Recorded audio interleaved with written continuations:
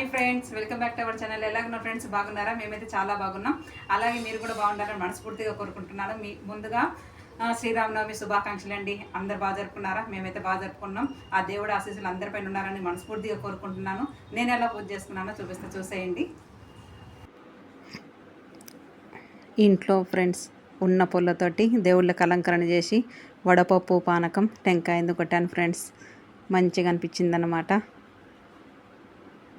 ఇక్కడ వచ్చేసి సాయంత్రం పూట మందిరంకి వెళ్ళాం ఫ్రెండ్స్. రాముల వారి మందిరంకి వెళ్ళామన్నమాట.